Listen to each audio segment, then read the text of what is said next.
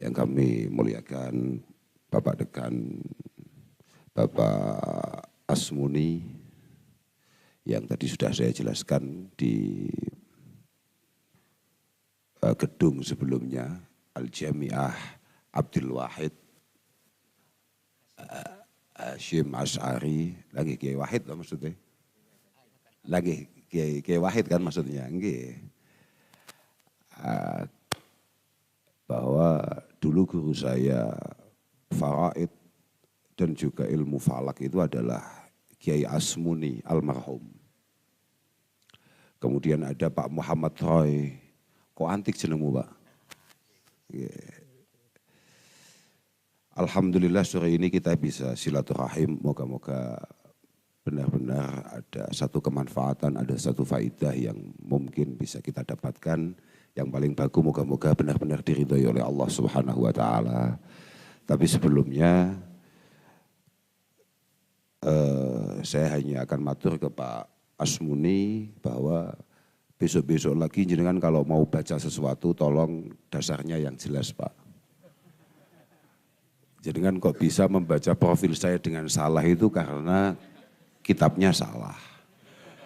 Jenengan kok bisa dawuh kalau saya penuh semangat, wong jelas saya enggak semangat sama sekali.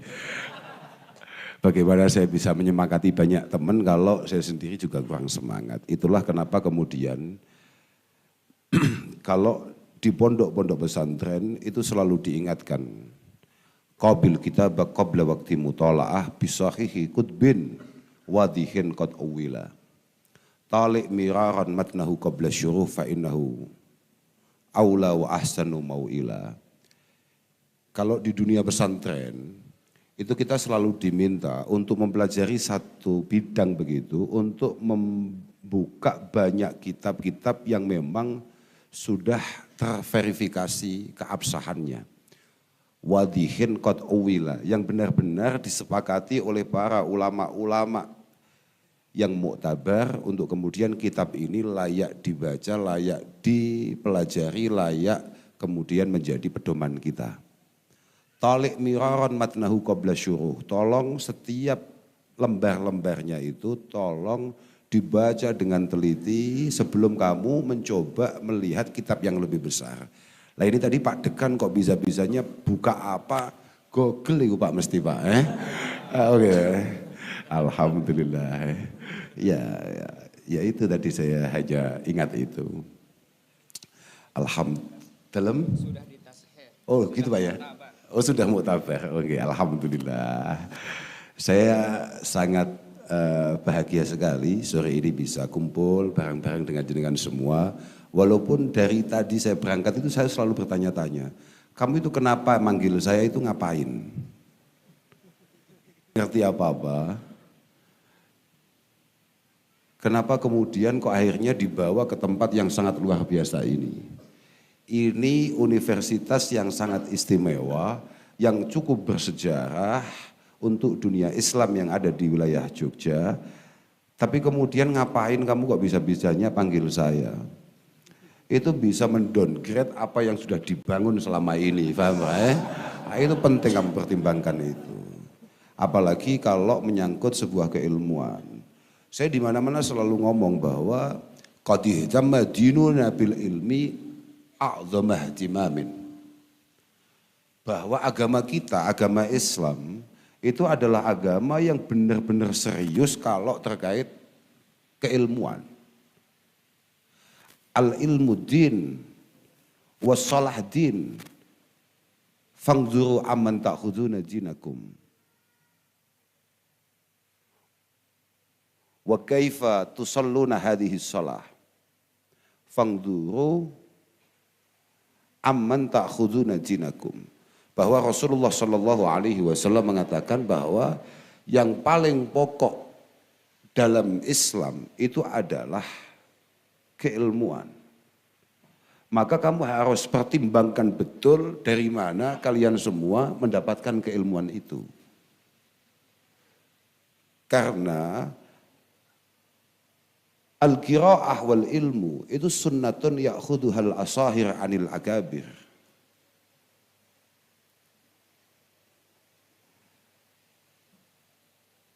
bahwa Al-Quran sebagai petunjuk kehidupan kita, baik yang lampau hari ini ataupun besok yang akan kita hadapi, dan segala macam kandungannya, itu murni hanya sunnatun ya'khuduhal asahir anil agabir. Walaulal isnad laqala man sya'a ma sya'.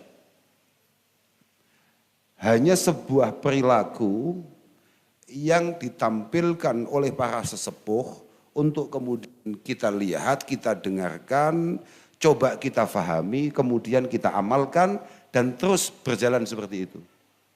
Yang pada akhirnya dilihat, difahami oleh generasi berikutnya dan coba diteruskan terus min awalil hatal akhir, dari dulu sampai selesai kehidupan ini. Akan selalu seperti itu, bahwa Islam itu sangat menuntut sekali di mana kita ngaji. Makanya sekali lagi pemanggilan sampean saya ke sini itu saya anggap sangat keliru. Karena sudah melanggar banyak warning dari Rasulullah Shallallahu Alaihi Wasallam. Paham?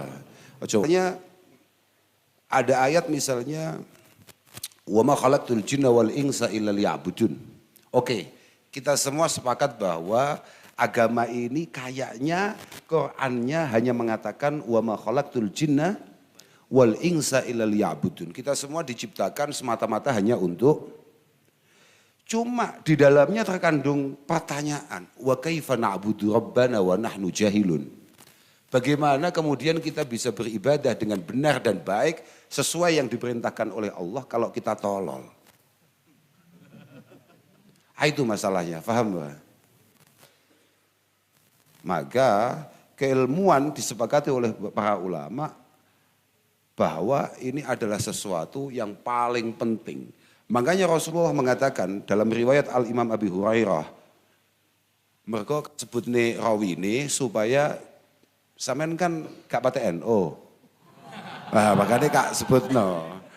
Gak. Mumpung iling. Kalau gak iling ya gak butuh nyebut no aku. Mumpung iling aja. Bahwa likulli syai'in imad wa imadu hadha din al-fiqhu. Semua bangunan itu butuh pondasi, butuh tiang. Ini lantai berapa Masjid Ulil Albab ini? 3 lantai. Butuh pondasi yang kokoh, butuh tiang yang kokoh. Supaya tidak jadi berita. Tekon di mau aku. Wa imadu hadad din al-fiqhu, bahwa pondasi dan juga tiang agama Islam adalah al-fiqhu. Pemahaman kita akan Islam. Seberapa dalam pemahaman kita akan Islam. Innama yahsyallah min ibadihil ulama. Innama yahsyallaha min ibadihil ulama. Bahwa yang punya kemampuan untuk membangun rasa takwa, rasa takut kepada Allah semata-mata hanya yang ngerti-ngerti saja. Bedakan kita, kenal teman kita, kenal sesama kita dengan kenal Tuhan. Atau bahkan Rasulullah, atau hanya Rasulullah Shallallahu Alaihi Wasallam. Kita ini kalau kenal orang, misalnya saya dengan Pak Dekan, Pak Asmuni, sungkan saya karena belum kenal. Ketemunya baru ini tadi. Semakin saya kenal, semakin saya biasa, semakin saya akrab, semakin tipis kesungkanan itu. Kayak tadi husnudon yang dibangun Kiai Asmuni ke saya, itu juga karena nggak kenal saja. Semakin kenal dia semakin ngerti. Oh ternyata anak ini ya biasa-biasa saja. Akhirnya begitu. Beda, makin kita kenal dengan Allah atau dengan Rasulullah Shallallahu Alaihi Wasallam, maka rasa takut kita, rasa sungkan kita itu akan sangat bertambah. Itu beda nih. Saya ingin nih, ada nggak di sini senior atau bahkan dosen atau bahkan di atas itu kemudian menikah dengan mahasiswinya? Ada nggak yang berjodoh begitu? Seniornya dapat juniornya misalnya, atau dulu dosennya kemudian dapat siswinya begitu, ada enggak? Ada. Coba tanya saja, itu walaupun dulu di kelas sangat semena-mena dosennya, itu kalau sudah menjadi pasangannya, habis itu. Faktornya apa? Semakin kenal manusia itu biasanya semakin hilang respeknya. Nah itu bedanya kita dengan kalau membangun hubungan dengan Allah Subhanahu wa ta'ala. Makanya Syekh Nawawi Al-Bantani, kakeknya Mbah Kiai Ma'ruf Amin, beliau mengatakan bahwa al-khasyah itu biqadri ma'rifatil mahsyi. Bahwa ketakutan kita itu menyesuaikan seberapa paham kita akan potensi yang bisa dilakukan oleh orang yang kita takuti. Kenapa mahasiswi tadi pada akhirnya ketika menjadi pendamping dosennya kok nggak takut? Karena memang ketika ketemu dan ketika bergaul dan setiap hari bersama-sama dia ngerti bahwa suaminya ini sama sekali nggak menakutkan. Dan apa yang ditampilkan selama ini itu hanya casing saja. Akui, paham nggak? Nah, makanya itu bangunan khasyah kepada Allah Subhanahu wa ta'ala butuh banyak keilmuan untuk membuat kita benar-benar menjadi faqih. Faqih itu bukan hanya sekedar orang yang benar-benar paham akan fikih, tidak. Gini Pak, misalnya saya tadi katakan bahwa wa imadu hadzal al-fiqhu, al-Imam Abu Hurairah mengatakan seperti itu, meriwayatkan apa yang disampaikan oleh Rasulullah. Sampeyan paham, al-fiqhu itu apa? Al-fiqhu itu adalah, ini bukan kok saya menggurui, tidak. Saya ngerti kalau kamu jauh lebih ilmiah daripada saya ngerti. Cuman kok kayak ingkar begitu sama saya. Enggak ada hubungan itu. Cuma begini, ini hanya ya daripada nganggur gitu aja terus saya agak cerita. Bahwa al-fiqhu itu adalah ma waqa'a fil qalbi. Pengetahuan itu apa pengetahuan itu? Ma waqa'a fil qalbi summa dhuhara 'alal lisan fa afada al-amal wa awrasa al-khasyata wa taqwa. Kalau kita sudah ngomongkan keilmuan syariat, yang kata Syekh Nawawi Al-Bantani dalam tafsir Marah Labidnya, beliau mengatakan bahwa tidak ada la tariqa lil ibadah ala wajhil haq illa bil ilmi asyari. Itu maksudnya apa? Maksudnya adalah ma waqa'a fil qalbi. Sesuatu yang benar-benar mampu menyentuh hati kita, sesuatu yang benar-benar masuk dalam relung hati kita, kemudian mulai tampak dari ucapan-ucapan kita, disertai dengan amal dan rasa takwa di sana. Karena kalau hanya sekedar ngomong, tadi saya kan sudah ngomong, bahwa agama ini adalah sunnatun, perilaku Pak. Makanya tukang pidato itu tidak masuk sebetulnya. Ya untung teman-teman itu rata-rata MC itu kalau ngomong, untung ngomongnya mari kita dengarkan mau'idhah hasanah, mari kita dengarkan pesan-pesan, mari kita dengar apalah, yang penting omong. Coba kalau MC itu diganti, mari kita lihat perilaku yang akan ditampilkan oleh kiamat itu. Jarang orang berani daftar menjadi kiai, jarang. Untung hanya omon-omon. Coba kalau suruh mencontohkan, kiamat itu. Paham enggak? Jadi al-fiqhu itu adalah ma waqa'a fil qalbi. Kemudian pelan-pelan akan menuntun perilaku dan omongan kita itu sesuai dengan keilmuan yang kita ketahui. Disertai dengan amal yang paten, yang istiqomah maksudnya. Karena kalau ngomongkan jamaah, tapi jamaah kebetulan pas ada acara begini kan biasa-biasa saja. Tapi kalau terus jamaah, nah maksudnya fa'afadal amal itu adalah amal sing fihi istiqamah. Yang mana di situ ada satu ada satu istimrar, ada satu kontinuitas di situ. Kemudian yang baku wa'aurasa al-khasyah wat taqwa. Dan memastikan bahwa tidak hanya di depan kamera, tidak hanya di depan orang, bahwa kita memiliki satu kesungkanan, rasa rikuh dengan Allah Subhanahu wa ta'ala. Tapi yo santai ae, pancen dadi wong apik iku abot, paling penak kaya awakmu kadang apik. Kadang piye ngono. Tapi engko apik neh, wis malah penak kuwi, wis umume. Wong-wong sing butuh-butuh syafaate Mbah Kanjeng Nabi lah kira-kira begitu. Nah itu, bagus itu. Karena memang orang-orang yang modelnya masih kayak kita-kita ini, itu mungkin yang dimaksud dengan Rasulullah, inna awwala ma yurfa'u min hadhil ummah itu adalah al-khusyu' wal wara' wal amanah wal ulfah. Yang pertama kali hilang dari karakter umat Rasulullah Muhammad sallallahu alaihi wasallam itu apa coba? Al-khusyu'. Khusyuk itu biasanya dipakai oleh orang-orang itu ketika sholat.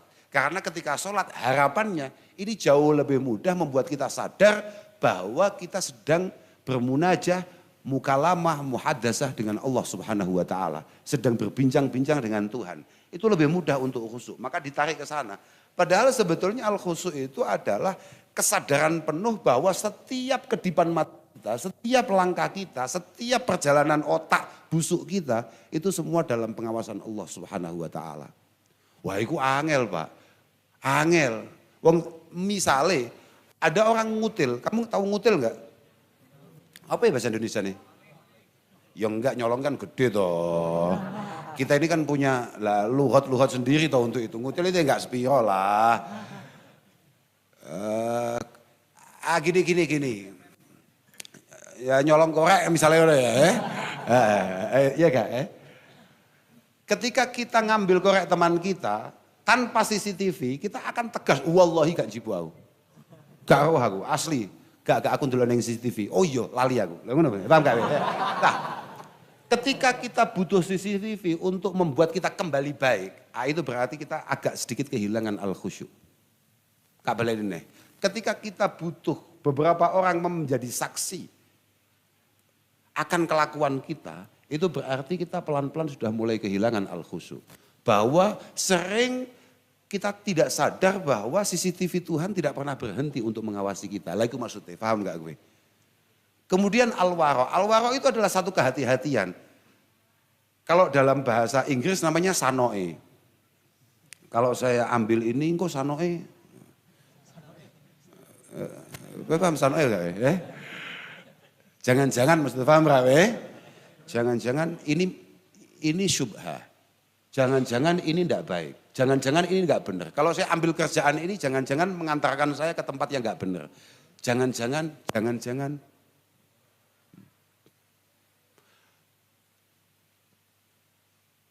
Contoh ya, betapa luar biasanya para pendahulu kita, para ulama kita, para sesepuh kita bahkan yang masih hidup saja. Saya baru beberapa waktu yang lalu, itu baru dengar cerita. Buya Muhdadi, Banten. Itu mengatakan bahwa kaki saya ini tidak pernah kemana-mana kecuali ke masjid dan ke madrasah. Artinya kaki saya ini tidak pernah saya buat jalan kecuali untuk arah masjid dan juga arah. Dan kalaupun sampai saya buat jalan ke kota, itu pun ke kantor NU.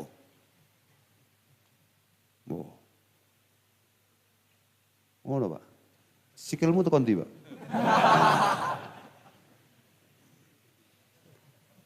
Iya dah. Artinya kalau kita ngomong kita mau jadi orang baik kayak tadi dikatakan Al-Kausar. Saya juga ngerti maknanya Al-Kausar walaupun iyalah oke lah. Saya nggak juga setuju juga sebetulnya tapi ya nggak apa-apa. Ya walhasil banyak hal yang memang perlu kita contoh dari para pendahulu kita. Kita kembali lagi. Jenengan-jenengan mestinya tahu bahwa apa yang hari ini panjenengan perjuangkan, keilmuan yang hari ini panjenengan geluti, ini adalah sesuatu hal yang memang luar biasa. Dan insya Allah pada masanya nanti akan benar-benar mengangkat derajat panjenengan. Kalau niku optimis ki, karena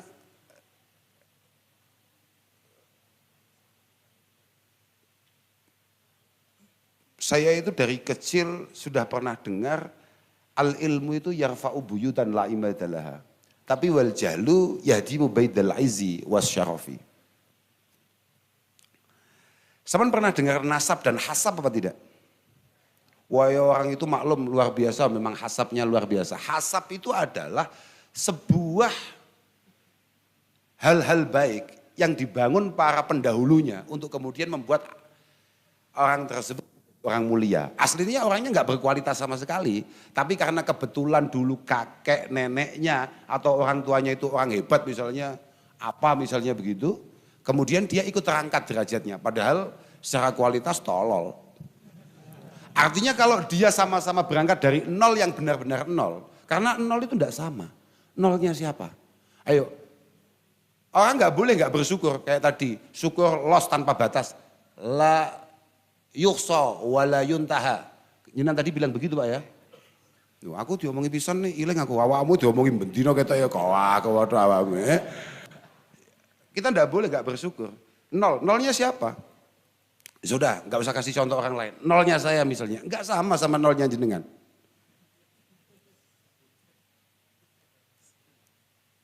Ayo kita mulai dari nol. Mungkin samanya kita hanya ketika kita masuk SPBU.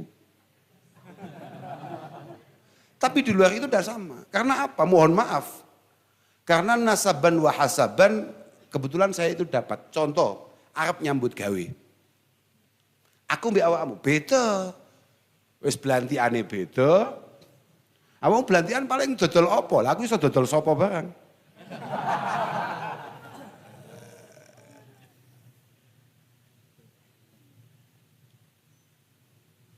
Saya masih ingat dulu ketika saya belajar kerja. Awal-awal saya belajar kerja, di antara prosesnya itu adalah minta izin untuk mendirikan bidang usaha. Ya ke kepala daerah, ke beberapa instansi terkait dan lain sebagainya.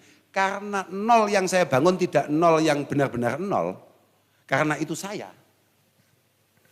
Paham gak? Walaupun aku cilik kui, orang juga ngerti saya, tapi ketika nyampe sana terus kemudian ditanya, kamu mana?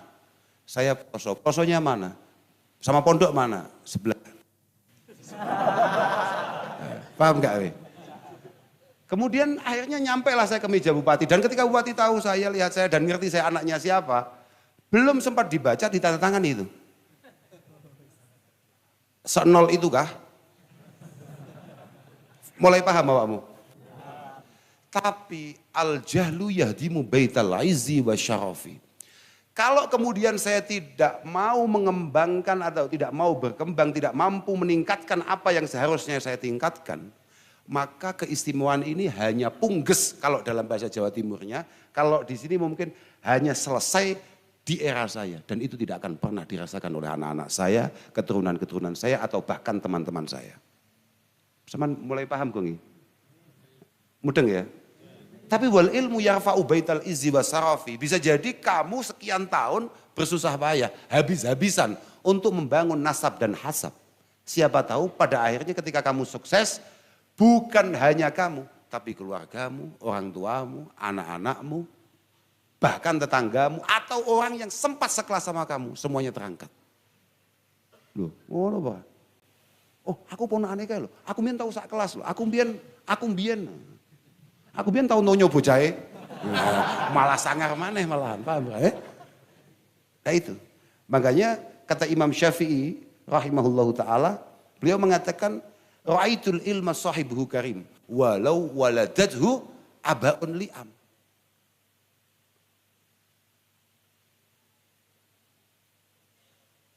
Coba bayangkan, al ilmu itu iso ngono kuwi. Sahibuhu karim.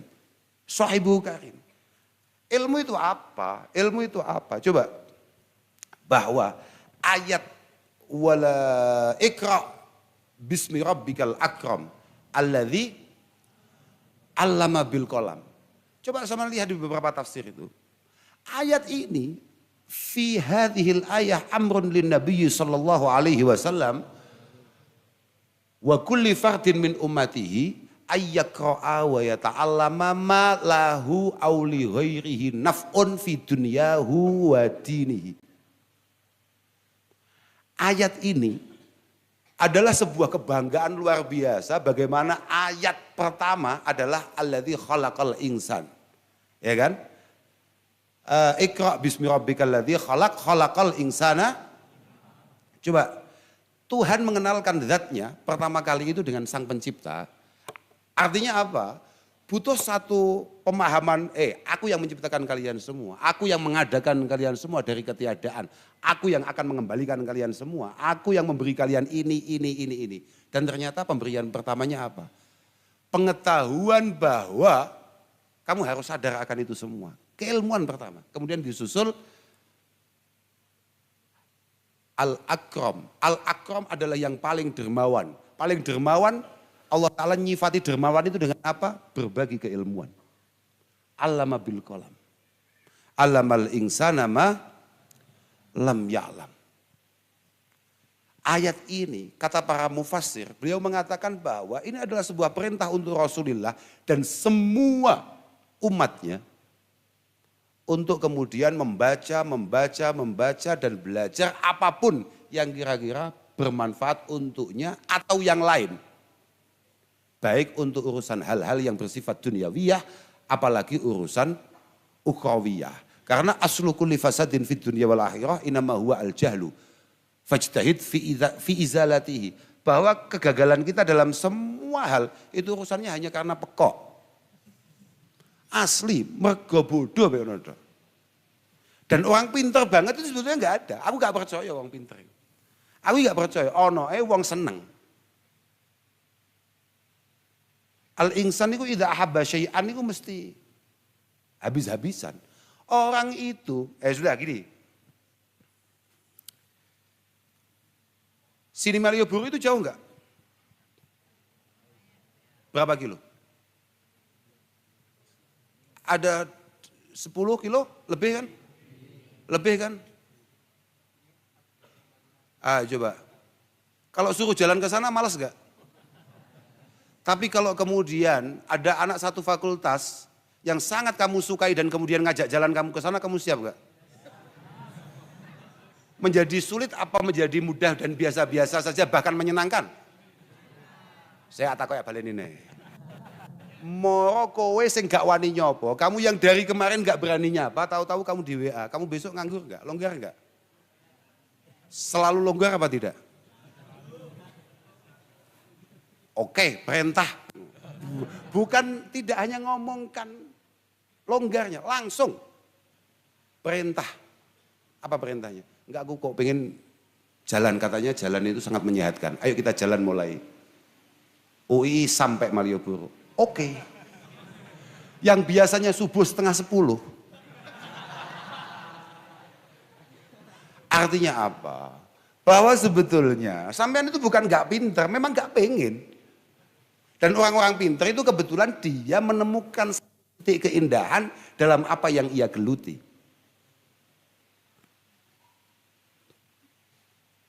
Tadi pagi katanya ada Gus Baha kan? Pinter gak Gus Baha? Gus Baha itu pinternya orang mergo kok cerdas gak atau siapapun lah. Tidak, karena dari awal Gus Baha itu kebetulan menemukan ada titik menarik dari sebuah keilmuan yang kemudian habis-habisan beliau geluti. Munggomu Gus Baha lek ngechat kambek ngaji, iku pinter di bawahmu.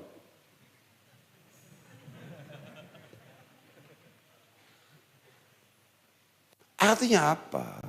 Sampai itu ndak ada yang bodoh, ndak ada. Yang ada adalah kamu lagi fokus dengan apa yang kamu anggap penting hari ini. Dan bisa jadi sebetulnya itu sama sekali nggak penting. Wah, jenengan kok bisa apal begini.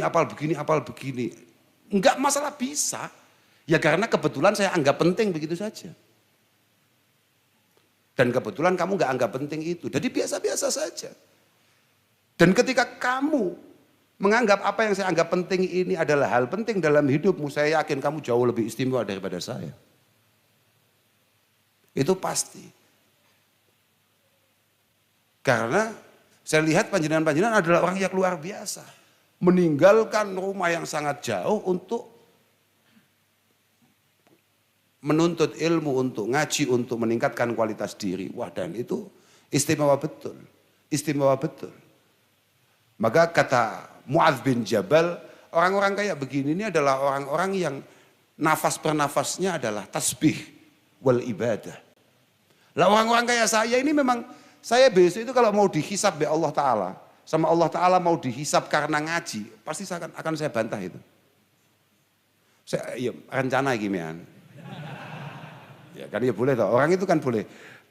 Ana urid wa anta turid wallahu yaf'alu mayurid. Bahwa kita punya rencana.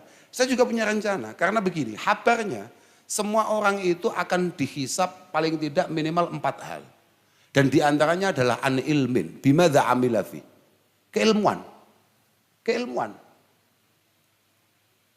Zaman dulu ngaji, apa yang kamu amalkan dari pengajian itu? Maka kalau saya yang akan ditanya itu, saya akan jawab dengan tegas, mohon maaf ya Allah, saya dulu ngaji nggak sengaja. Masa orang mau dihisap untuk hal-hal yang tidak kita sengaja? Bagaimana mungkin saya sengaja? Lawang saya itu kan bisa bukan faktor apa-apa, karena lingkungan saja. Karena kebetulan lingkungan saja. Makanya sama bangun lingkungan itu yang benar. Sama sukses karena memang lingkungannya mendukung untuk sukses. Dukungan itu ada kalanya dukungan yang bersifat kemudahan-kemudahan, ada kalanya tekanan-tekanan. Lah saya ini bisa bukan karena saya pengen, bukan. Karena kebetulan saya bangun tidur, lingkungan saya tahu-tahu ada yang sudah baca Quran. Tahu-tahu sudah ada yang baca apa. Tahu-tahu sudah ada yang nerangkan apa. Maka pelan-pelan nyantol. Lah masa nyantol gak sengaja terus dihisap. Orang-orang yang benar-benar tolabul ilmi itu kayak jenengan. Tolabul ilmi itu apa? Tolabul ilmi itu adalah as-sa'yu lil ilmi min iddatil ashkal wa mukhtalafil amakin. Yang disebut tolabul ilmi ibadah itu ya kayak jenengan-jenengan. Yang memang bergerak dari daerah untuk kemudian menuju satu tempat di mana di sana dia meningkatkan kualitas dirinya. Wah itu wong top-top tenan. Aku pokoknya melu ndongakno, muga-muga sampean kabeh paringi hasil. Punya satu kemampuan yang pada akhirnya memberikan satu kemanfaatan bagi panjenengan sendiri dan juga banyak orang. Karena di mana-mana saya selalu mengatakan bahwa inna jawami'a awamirillahi subhanahu wa ta'ala itu tarji'u ila khaslataini. Bahwa ketika bangunan hubungan kita dengan Tuhan itu sudah sukses, sudah terhubung dengan cukup baik, itu pada akhirnya tidak dipertimbangkan oleh Tuhan kalau bangunan kita dengan sesama tidak selesai. Tarji'u ila khaslataini, at-ta'zim lillah wa syafaqah li khalqi. Bahwa orang Islam itu, makanya tadi kan saya tanya tuh mau berangkat, saya tanya UII itu singkatannya apa? Ternyata jawabannya adalah Universitas Insya Allah Islam. Loh, Masya Allah, singkat takoi lo alumni nih. Ketika saya lihat ada masjidnya, oh iya Insya Allah Islam tenan ya. Ketika saya masuk tahu-tahu disambut dengan masjid, Insya Allah Islam bener ini. Tapi jadi Islam itu sebetulnya ya mudah, yang sulit itu jadi Muslim. Al-Muslim itu adalah man salimal muslimuna min lisanihi wa yadihi, dan itu kita belum tentu bisa. Islam kita, ya wes oke, percaya sama pangeran, oke. La syarikalah oke, la ilaha illahu oke. Tapi permasalahannya untuk menjadi muslim adalah man salimal muslimuna min lisanihi wa yadihi. Bahwa semua perilaku kita, omongan kita sama sekali tidak menyakiti orang lain. Keberadaan kita bukan hanya sekedar tidak menyakiti, tapi menjadi satu kemanfaatan dan kebahagiaan bagi lingkungan. Itu mesti.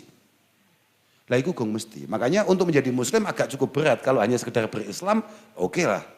Tapi kalau untuk menjadi muslim, ayo gong mesti. Wong kita ini misalnya kayak tadi malam Madrid kalah. Kita seharian belum sempat membuli orang yang kebetulan jagonya Madrid loh, belum bahagia.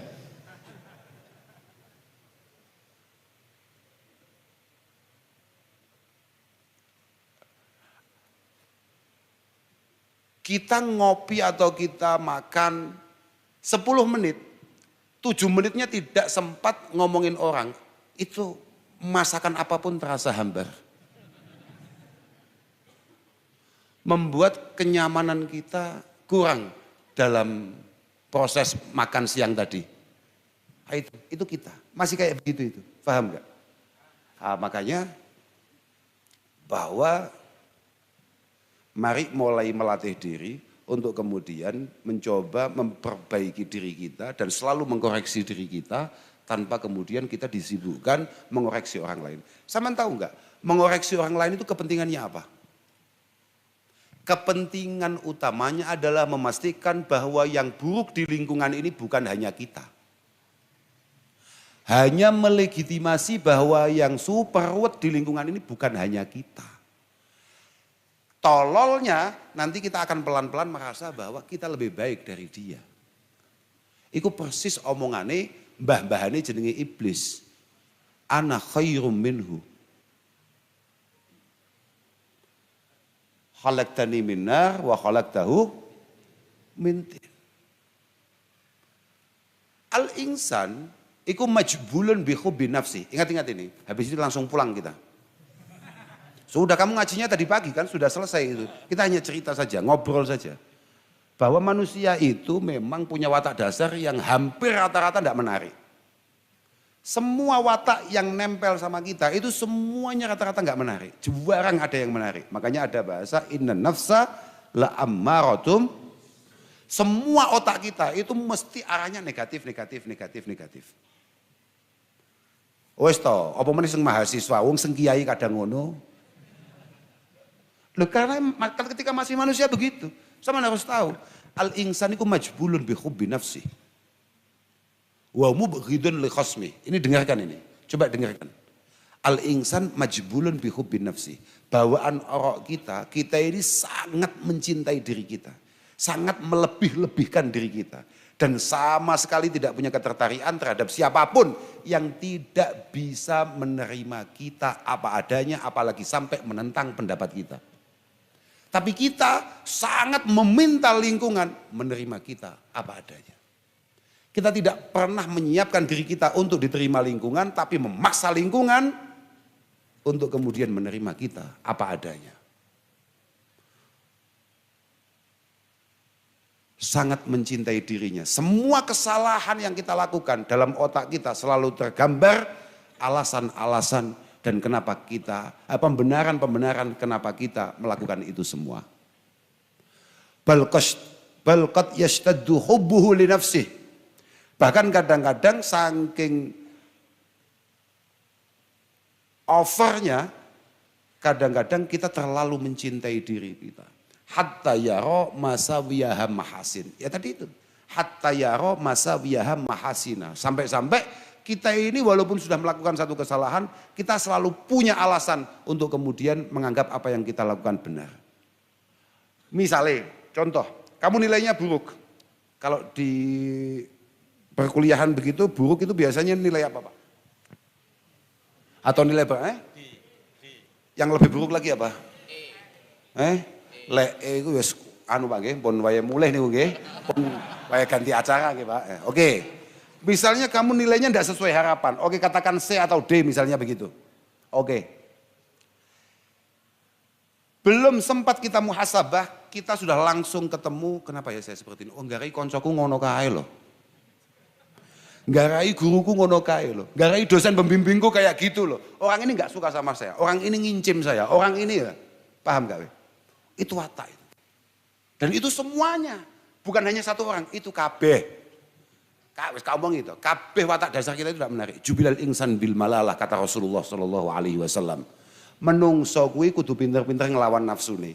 Karena apa? Karena manusia itu dikasih bawaan orok suka bosan. Suka bosan. Coba bagaimana pentingnya apa yang tadi disampaikan oleh Pak Asmuni. Betapa rasa syukur kita itu tidak boleh berhenti. Syukurnya angel, apet. Kita habis-habisan merayu orang tua kita untuk kemudian dibelikan sepeda motor misalnya, begitu. Ketika orang tua kita mati-matian membelikan itu dan pada akhirnya terwujud, baru nyampe saja, kemudian kita bawa jalan-jalan, tahu-tahu teman kita punya sepeda yang jauh lebih baik. Itu sudah membuat otak kita panik. Anak ini kuliah tidak serius, masih serius saya, kok kirimannya banyak ini. Saman paham maksud saya enggak? Itu. Baru seminggu dia punya sepeda, dia sudah mulai scroll. Keluaran Honda terbaru apa? Coba. Kiamat. Kiamat. Jubilal insan bil malala. Hampirlah. Contoh, zalim. Kamu pikir zalim itu hanya milik penguasa?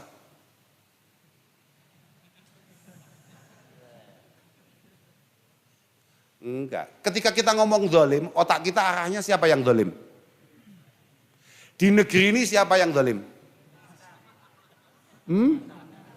Otak bosok Pak Jana. Lah. Az-zulmu iku min siyamin nufus. Fa in dajid dhaifatin fali illatin la yadlimu. Bahwa zalim itu adalah sifat dasar kita. Semua. Kok ada orang itu baik? Itu alasannya kata kitab-kitab kita. Misalnya kayak di Adabid Dunia Waddin itu hanya ada 4. Tidak ada yang kelima, hanya ada 4. Kenapa orang itu kok bisa baik? Orang itu harusnya jelek karena watak dasarnya adalah zalim. Kalau sampai ada orang baik, itu berarti mungkin karena ada keilmuan yang menuntun setiap langkahnya. Ada pengetahuan yang menuntun setiap langkahnya. Dia ngerti bahwa bahagia nggak harus menyakiti yang lain. Yang kedua, karena dia tahu bahwa dia adalah makhluk Tuhan yang maha membalas apapun yang kita lakukan. Kalau baik balasannya baik, kalau buruk balasannya, kesadaran penuh bahwa balasan Tuhan pasti terjadi, entah pada kita atau anak-anak kita, yang membuat dia kemudian mengerem keinginannya untuk zalim kepada yang lain. Yang ketiga kenapa orang enggak zalim? Karena dia dikepung oleh aturan yang jelas dan tegas. Coba itu lihat Saman. Itu Saman lihat kitabnya di Adabid Dunia Waddin. Orang kenapa kok baik? Kok ikut aturan? Saya kata kok ikut. Sebetulnya kalau lampu merah, kamu itu sebetulnya ikhlas gak berhenti. Jujur ya loh. Oh, gak usah angel-angel. Biasanya di sini kalau perayaan ulang tahun kampus biasanya bulan apa, Pak? Oh, kalau ini gratis ya kalau itu ya, bukan yang kelihatan bayar. Oke. Jogja mengadakan konser apa misalnya yang paling istimewa. Artis paling top siapa sih yang paling dikejar-kejar? Canan misalnya. Misalnya ada tiketnya. Oke. Tiket tinggal 4, kamu itu sekamar berlima. Maka kamu pengen daftar yang tidak ikut apa pengen menyingkirkan satu yang kamu anggap nggak asik? Saya kapal ini, kita gak paham gue. Kita gak paham awakmu. Oke ya. Siapa tadi? Mas Denny Caknan. Oke, tiketnya tinggal 4. Kamu sekamar berlima. Oke, kamu akan langsung otaknya langsung. Oke, saya enggak usah. Nanti saya nunggu di depan aja. Wong saya lihat di YouTube juga bisa. Susantai aja, berangkat toh aman-aman. Apa kamu kemudian bikin satu koalisi untuk menyingkirkan satu yang gak asik di pertemanan itu? Yang mana ini coba? Enggak, ini ngomongkan otak saja, kenyataannya enggak penting. Tapi otak kita, paham Rai? Oke ya, bikin satu koalisi kan? Ah, itu biasa. Tadi ada berapa? 3 yang saya sebutkan ya. Yang terakhir apa? Kenapa ada orang enggak zalim? Kenapa ada orang baik? Murni karena enggak mampu. Kalau kamu jadi Sinuwun Hamengkubuwono, lampu merah berhenti enggak kamu? Nek kowe sing dadi. Kita gak usah ngomongkan beliau, kamu yang jadi. Wes gak usah ngel-ngel nyapa dadi beliaunya. Kowe dadi mantune ngono tok. Mandek kok gak lampu abang. Berhenti enggak tuh? Walhasil kesimpulannya yang busuk itu pemerintah apa kita juga ikut busuk?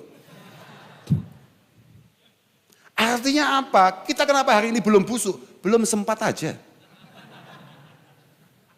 Kesempatannya belum. Karena keempat-empatnya tadi kebetulan pemerintah nggak begitu punya. Itulah yang menyebabkan kemudian keilmuan, ambuh-ambuhan gue. Takut Tuhan, ambuh-ambuhan gue. Aturan, dia yang bikin. Terakhir, nggak mampu, super mampu. Makanya kenapa ketika saya tanya, siapa yang dolim di negeri ini? Kamu langsung ke sana. Karena kamu merasa bahwa semua alasan yang membuat beliau-beliau tidak dolim, itu tidak ada dia. Paham Rawe? Padahal kamu saat sama lupa, ketika empat-empatnya ini kamu nggak punya juga, kamu super dolim. Wong nyatanya hanya gara-gara tiket Deni Caknan saja, kamu berani meninggalkan teman sekamarmu. Wes, paham gue ya? Oke ya. Makanya belajar yang benar, moga-moga sampean selalu mendapatkan taufik hidayah inayah dari Allah Subhanahu wa taala. Moga-moga di sana pada akhirnya akan ada satu kemanfaatan yang dilewatkan oleh Allah lewat kamu. Kemanfaatan, menurut saya penting manfaat, Pak.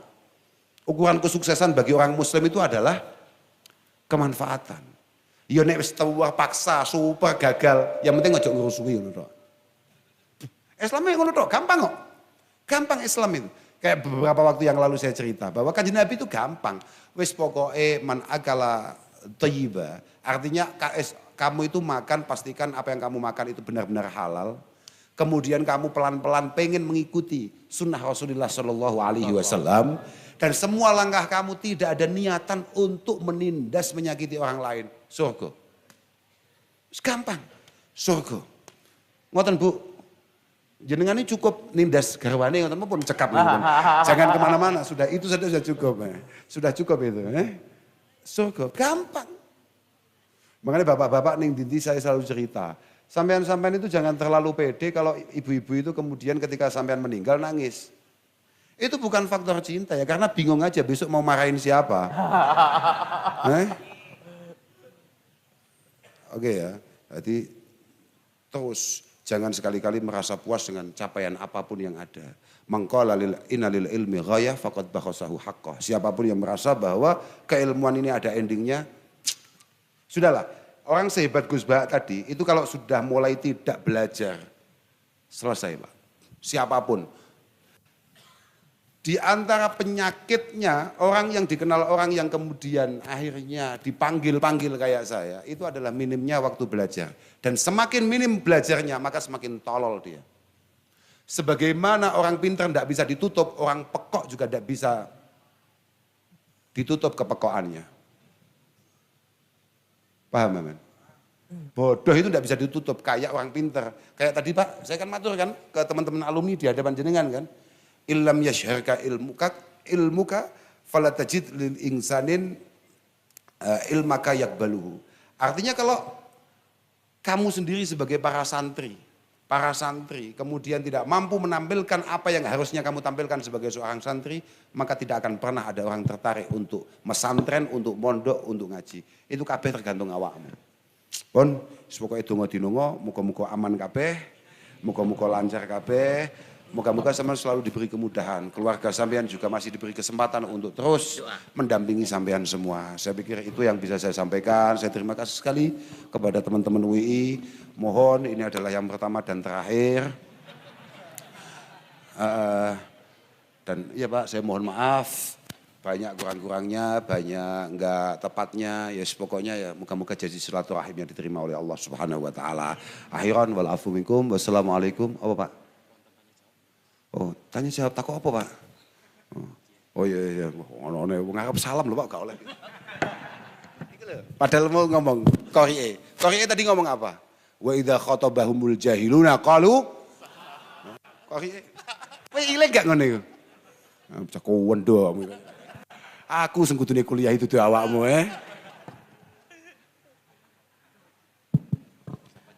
Ya, terima kasih kami sampaikan kepada panjenenganipun Gus Kausar. Baik Bapak Ibu hadirin yang berbahagia, alhamdulillah beliau kerso tanya jawab, tapi mungkin karena waktu yang terbatas saya mengundang Bapak Ibu mungkin dari jamaah Putra 1, Putri 1 nggih. Oke, wingking setunggal masih niku nggih. Mohon teman-teman bisa dipandu. Setunggal, ibu-ibu enten, mbak-mbak. Oke, wingking setunggal niku. Teman-teman panitia dua dulu nggih, dua dulu. Mohon diperkenalkan lalu menyampaikan pertanyaannya singkat.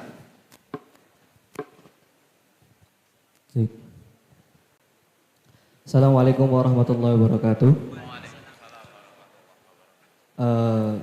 Saya Bima Helwin Hamada dari Fakultas Ilmu Agama Islam. Saya ingin bertanya Gus sama Pak Asmuni juga, tapi pertanyaannya insya Allah cuma kecil-kecil. Gitu. Pertanyaan untuk Gus Kausar.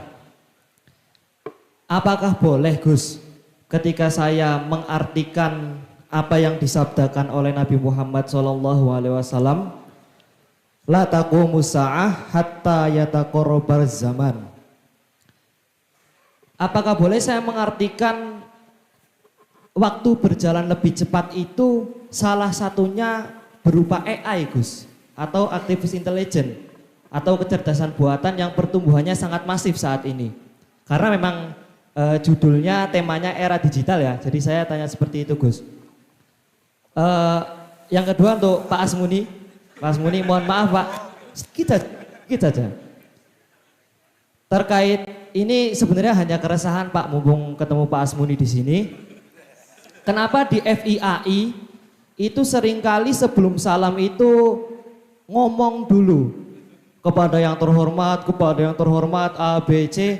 Sedangkan Nabi sendiri dalam hadis sahih mengatakan assalamu qoblal kalam. Salam dulu baru ngomong.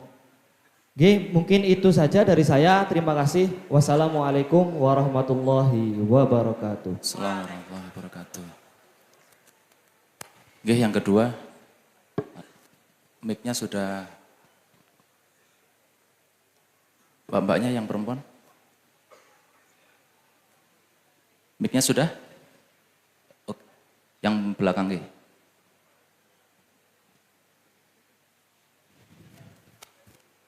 Monggo langsung. Berdiri enggak apa-apa, berdiri. Assalamualaikum warahmatullahi wabarakatuh. Waalaikumsalam. Nama saya Rahmatul Muna dari mahasiswa MIAI. Izin bertanya Gus, ketika kita sekarang kan di era digital nggih, mungkin keresahan saya di dunia pendidikan itu kan murid-murid itu kan untuk kemauan untuk menuntut ilmu kan semakin berkurang. Nah, mungkin di situ bagaimana sikap kita untuk mengembangkan hal itu, karena tadi Gus kau bilang bahwa kita itu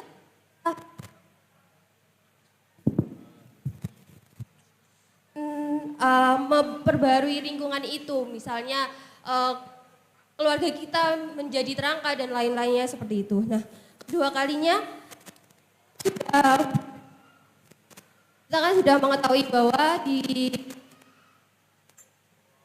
dasi ilmu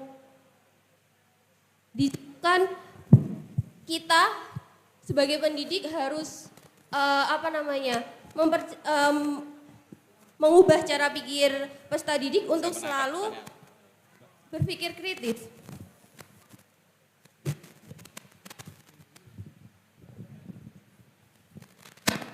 Di situ apakah harus kita lakukan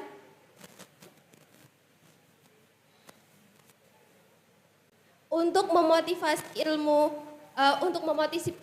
peserta didik agar jauh lebih semangat lagi untuk belajar seperti itu. Terima kasih Gus.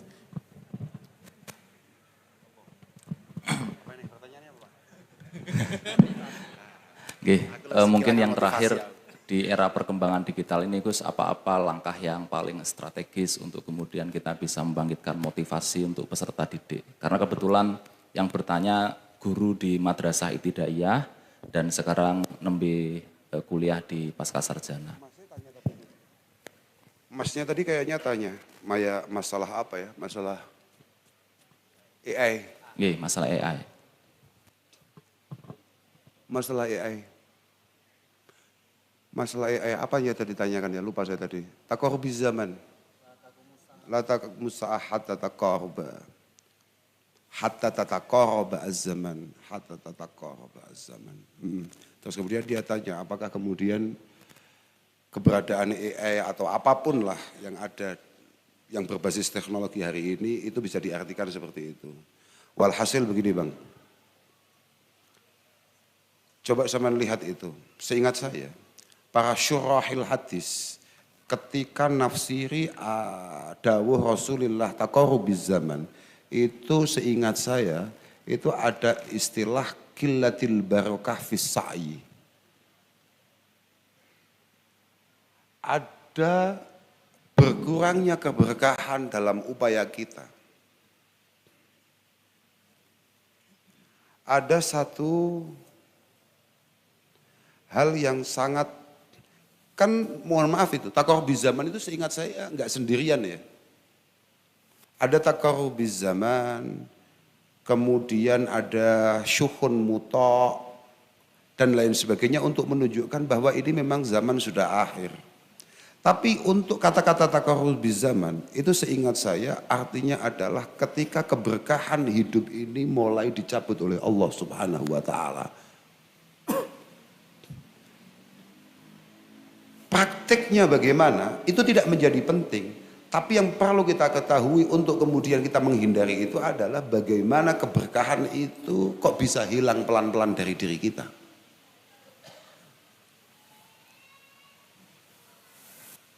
Contoh, misalnya kayak dulu, bagaimana tidak berkah dan bagaimana tidak berkembang seseorang ketika hanya untuk memastikan satu hadis itu sahih atau tidak, dia harus bergerak berjalan mulai Mesir sampai Iran.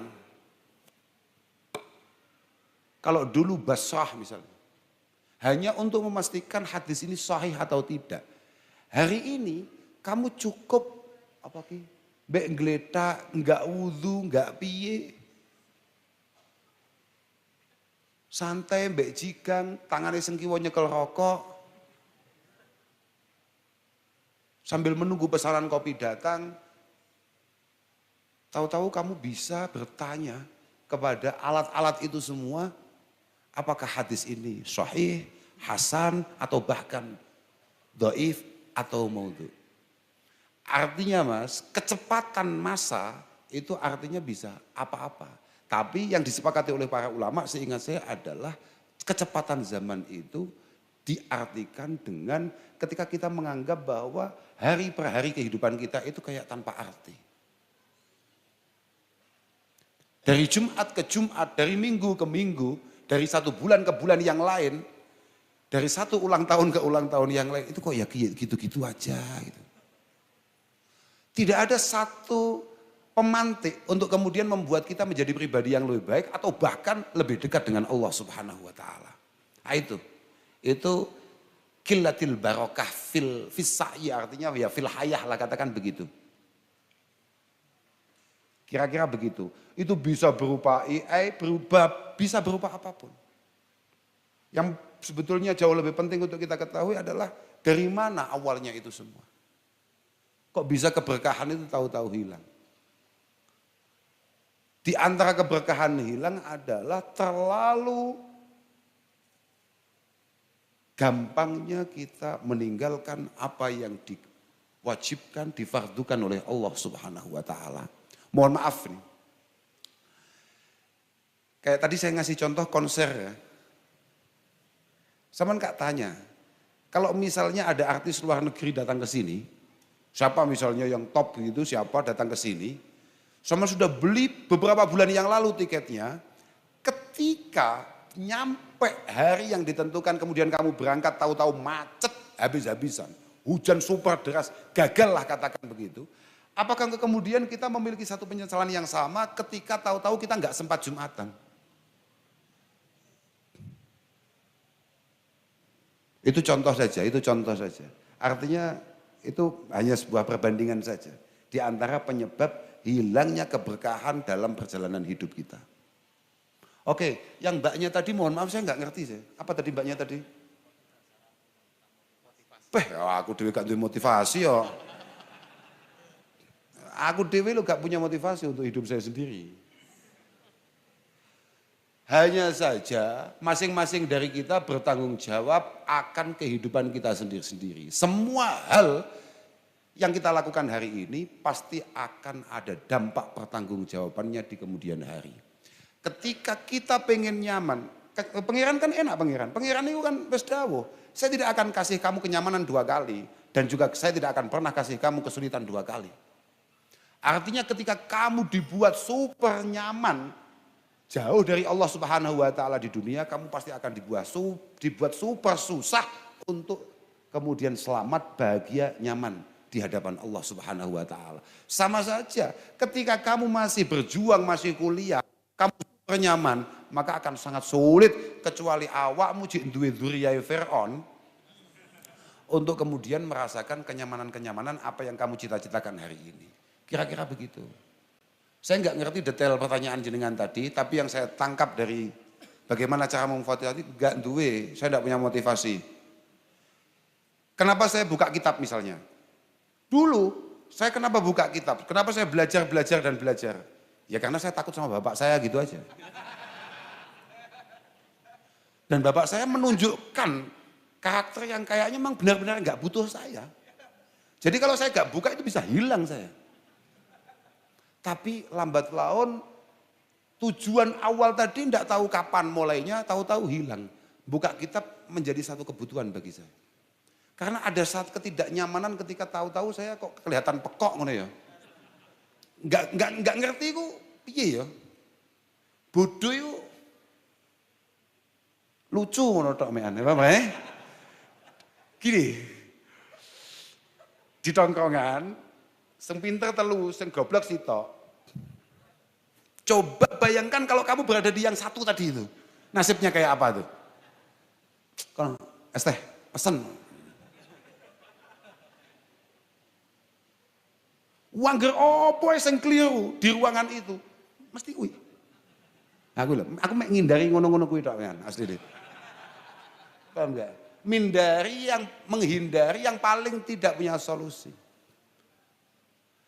Dan orang bodoh itu sama dengan rata-rata sebentar lagi pasti dia akan melakukan satu kesalahan. Iya kalau kesalahan merugikan dirinya. Orang bodoh itu paling bahaya adalah kemudian melakukan satu kesalahan yang kira-kira bisa merugikan orang lain. Mohon maaf ya, ini terakhir ini. Untuk mbaknya yang mulang madrasah, moga-moga diterima amalnya. Ya mulang madrasah loh Pak, top itu ngawur ya. Ini harus kita doakan itu muka-muka istiqomah ya. Aku mau cerita apa ya sampai lali aku. Bahwa al-ilmu, keilmuan, kecakapan sampean, kemampuan sampean untuk berbeda dari orang lain karena pengetahuan, itu adalah hayatul qalbi. Wa miftahul basair minadz zulmi. Yang tadi dikatakan Pak Asmuni minal abtar ilal kausar. Tadi setengah umis lali we. Gitu Pak, jenengan dawuh tuh ya, minal abtar ilal kausar. Mboten lali kula. Oke ya. Bahwa kecakapan itu adalah hayatul qalbi. Kemampuan yang membuat kita tenang dalam situasi apapun, bahkan ketika kita sendirian. Bahkan ketika kita mohon maaf lagi di bawah. Kecerdasan kita, pengetahuan kita, pengalaman kita lah yang akan menuntun kita menuju tempat, menuju jalan keluar dari semua permasalahan kita.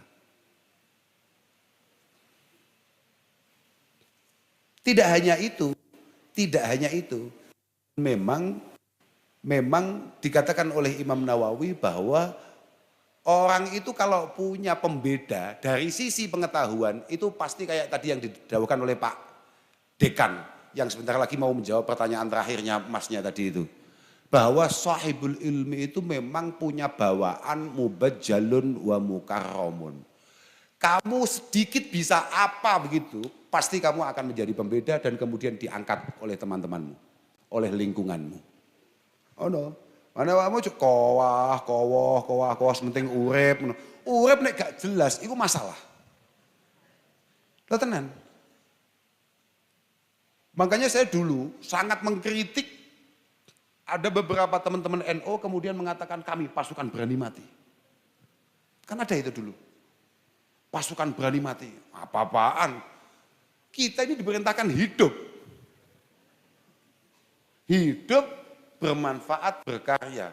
Masalah mati kamu pengen berani nggak berani tetap mati. Mati, mati aja. Cuma ketika kamu masih hidup itu loh. Apa gitu? Itu harus ada arti di sana. Kalau nggak ada ngapain kamu? Toleh.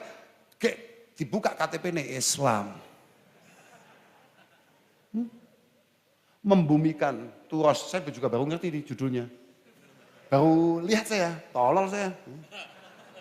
Membumikan turos bagaimana? Membumikan turos itu artinya membumikan uswah-uswah, kudwah-kudwah dari Rasulullah Muhammad SAW. Bagaimana mungkin ada orang muslim kemudian mampu membuat Islam menarik kalau kemudian kelelar, plongo, gak lulus sekolah, wis sekian tahun gak lulus panggah neng kono kayak alasannya panggah kula niku termasuk Pak alladzina qalu rabbunallah tsumastaqamu dengan alasan konsisten dan istiqomah gak lulus itu tolol panjenengane muslim model apa kayak gitu itu ndak ada Rasulullah ndak gitu Rasulullah itu belum apa-apa itu harapannya sudah luar biasa Rasulullah belum mampu menguasai Mekah yang hanya segitu saja Rasulullah itu udah di depan banyak orang sudah pidato, saya akan kuasai Romawi. Mekah belum selesai, beliau sudah bercita-cita menguasai Rum. Saya akan kuasai Persia. Ya ditertawakan oleh banyak orang hari ini. Siapa yang ditertawakan oleh teman-temannya? Saya yakin banyak. Tapi pada saatnya nanti kamu harus mampu membuat teman-temanmu ikut tertawa bersama-sama. Ngono, aja bales. Aku pokoknya kudu sukses, pi amrih kancaku sok gak isin-isin gak ngono kuwi. Mental opo ngono angel. Wallahu fi aunil abdi, maka al abdu fi auni akhihi. Selama mental kita adalah untuk banyak orang, maka Allah akan banyak waktu untuk kamu. Ngono, mesti kuwi. Nyapa sebabnya para kiai-kiai hidupnya agak sedikit lebih mudah karena dari awal apa yang ia pelajari memang untuk dirinya dan banyak orang. Apa yang ia perjuangkan bukan hanya untuk dirinya tapi untuk banyak orang. Coba lihat para pejuang kita. Itulah yang membuat pada akhirnya beliau-beliau mendapatkan kemudahan dari Allah Subhanahu wa taala. Ngoten sembuh mau sapa sing takok, Pak jan badhe jan jawab, Pak. Niku lho. Panjenengan aja. Sing takut jenengan, Pak. Lan takuti pakai dijawab di fakultas. Apa iku? Takoki apa tuh mau? Salam. Wis bener iku. Awakmu jangan aneh-aneh takokmu. Gini. Adzabani Rabbi fa ahsana ta'dibi. Summa amarani bi makarimil akhlaq wa qala khudil afwa wa a'rid 'anil jahilin. Pak Dekan tidak mau menjawab. Aku langsung kelingan kuwi. Tidak semua pertanyaan harus dijawab juga. Dan tidak semua orang harus ditangkepi, paham Pak? Loh gini, saman kan anak-anak berpendidikan semua nih, jagoan-jagoan ini. Calon Indonesia masih awakmu. Mamang tau ya.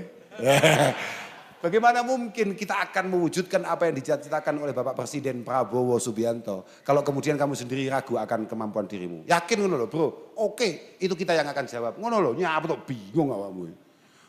Yang mesti teko kono lah dhewe. Siapa yang akan jamin hidup kita sampai 2045? Enggak ada. Santai ayo. Bismillah ngono tok ae. Kata Rasulullah, saya ini istimewa. Kenapa istimewa? Karena yang didik saya itu langsung Tuhan. Dan di antara pendidikan itu adalah selalu memiliki makarimil akhlak, kemudian pintar tok gak cukup loh Pak. Pintar tok gak cukup. Kata Sayyidina Umar, kunu latakunu min jababiratil ulama. Kamu jangan sampai menjadi orang-orang pintar tapi sakarepe dhewe. Tidak punya kemampuan untuk membumikan apa yang kamu tahu ini. Falayaku ma'ilmukum bijahlikum. Jangan sampai karena kamu sok pintar kemudian kamu tidak laku jual. Orang apalagi kita hidup di Jawa, paham Pak? Kemampuan kita untuk beradaptasi dengan orang lain itu penting. Unggah-ungguh itu super.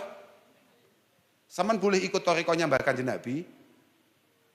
Terus memiliki budi pekerti yang baik, kayak wong Jogja gini, wong Solo Jogja, inci. Tapi gak budal.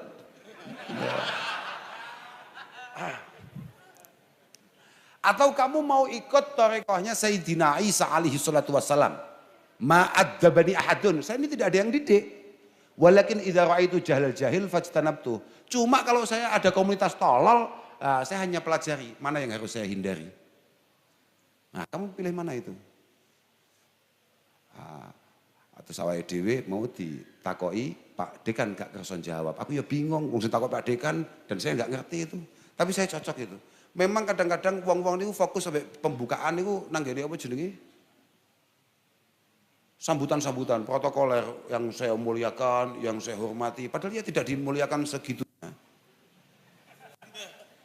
Makanya biasa wis mari salam wis langsung, mau pengen ngomong apa ndak ngomong ngono aku cocok nih Pak. Niku cocok nih pinter lah niku, cocok lho Jadian apa ini lah niku, cocok lho Lah niku pinter lah.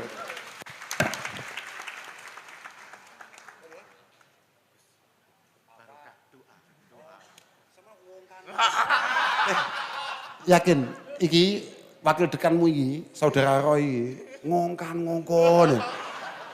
Ya enggak ya lho, Pak Roy kayaknya gak ngerti aku ning omah kiai. Akhirnya nang kene dikongkon. Ya wis gak apa. Pak, sampean masalah, sampean gak ngerti aku rodok kiai tenan lho, Pak. Tadi kongkon. Lah tadi sudah saya doakan toh.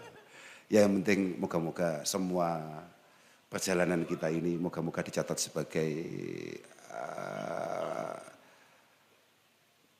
pengejauhan tahan perintah Allah Subhanahu wa taala untuk kemudian kita ini terus belajar dan moga-moga ilmu kita benar-benar bermanfaat. Moga-moga Allah Subhanahu wa taala berkenan menakdirkan kita akan kemudahan-kemudahan, akan kesehatan-kesehatan dan semoga Allah Subhanahu wa taala benar-benar membawa kita dalam situasi husnul khatimah di setiap perjalanan perjuangan kita. Kuliahnya husnul khatimah, kehidupannya husnul khatimah, keluarganya husnul khatimah. Moga-moga semua harapan dan doa kita dikabulkan oleh Allah Subhanahu wa taala. Al-Fatihah.